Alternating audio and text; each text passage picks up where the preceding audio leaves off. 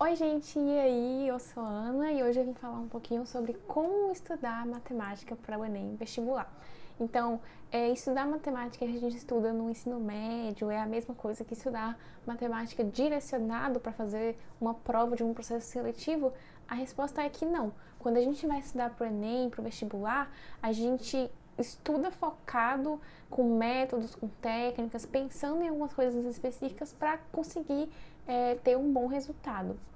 Então, o primeiro ponto que eu coloquei aqui sobre estudar matemática para o Enem vestibular é você conhecer a prova que você pretende fazer. Seja o Enem, uma prova de um processo seletivo como o vestibular da UESB, da Unicamp, de qualquer lugar. Então você precisa conhecer exatamente a prova que você vai fazer, qual é a forma que você vai ser avaliado, quantas questões tem, qual é o tempo de prova, para você começar a se acostumar com isso, né?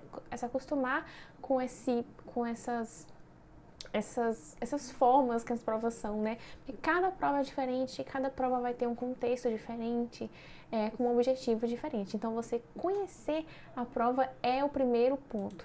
Então, depois que você conhece a prova, você tem que começar a reconhecer os padrões, e eles sempre existem.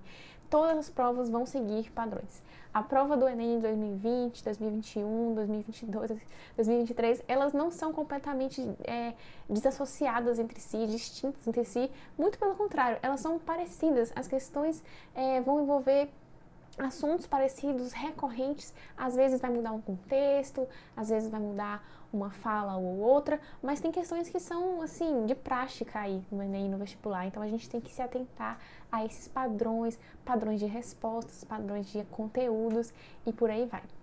Depois disso, a gente tem que se atentar à matemática básica. A matemática básica ela é a coisa mais importante, tanto na educação básica como no ensino superior. Quem não tem a matemática básica sofre um pouquinho. Então, às vezes você quer estudar assuntos como logaritmo, assuntos mais complexos, e aí você não tem aquela matemática básica bem fundamentada. Então, aqui eu citei alguns exemplos. Razão e proporção é um conteúdo muito importante para você ter domínio. Regra de 3, seja ela simples, seja ela composta, com várias formas de fazer, você tem que dominar isso. Começa na matemática, mas vai para outras áreas do conhecimento, como as ciências naturais também, a gente vai precisar de regra de 3, mas na matemática ela é muito importante. E esses assuntos caem muito, né? São muito cobrados no Enem.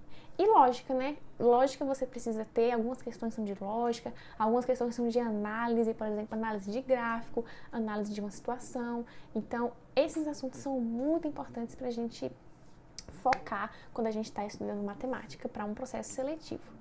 Depois disso, a gente tem que focar muito na resolução de exercícios. Então, você estuda, né? Mas os exercícios são os mais importantes, porque você vai resolver exercícios. Então, você tem que estudar resolvendo exercícios, né? Você vai resolver uma prova.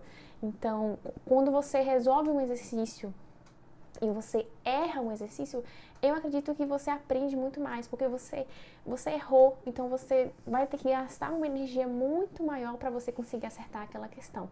Essa era a forma que eu estudava para o Enem na minha época, né, do ensino médio. Eu fazia a prova do Enem naquele tempo determinado de matemática, por exemplo, né? Pegava a prova de matemática de anos anteriores, refazia ela completamente as 45 questões e depois eu focava nas questões que eu tinha errado. Então, nossa, eu errei 20 questões, eu errei 25 questões, 30 questões. Então, eu preciso voltar nelas e ver o que eu errei. E aqui no YouTube tem vários canais que resolvem as provas, que fazem a prova. Então, você consegue, nossa, esse assunto aqui é probabilidade, eu errei. Então, eu preciso estudar um pouquinho de probabilidade. Esse assunto aqui é estatística e eu errei, então eu preciso estudar um pouquinho mais de estatística. Então eu acho que resolver questões é fundamental. Você se acostuma a resolver, você percebe os padrões, como eu falei, e aí você tem um resultado bem melhor. E por fim, a gente tem que ter uma rotina de estudos, né? Não tem como você estudar uma vez ou outra, estudar de forma esporádica, né? A gente tem que ter uma rotina de estudos que ela pode ser leve, ela pode ser tranquila, você pode resolver uma questão por dia, você pode tirar os finais de semana para fazer simulados focados no Enem, no vestibular, mas a gente tem que ter uma rotina de estudos, porque às vezes é um pouco cansativo, mas é muito importante.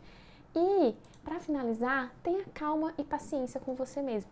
Então, não é todo mundo que tem uma base boa na matemática, às vezes é a pessoa, às vezes é onde ela estudou.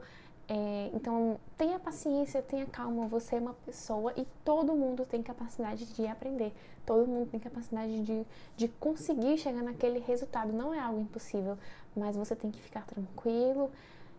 E aí, quando você fica tranquilo, as coisas ficam mais claras e você consegue se organizar melhor, procurar melhor os conteúdos. Se você errou uma questão, não se desespere.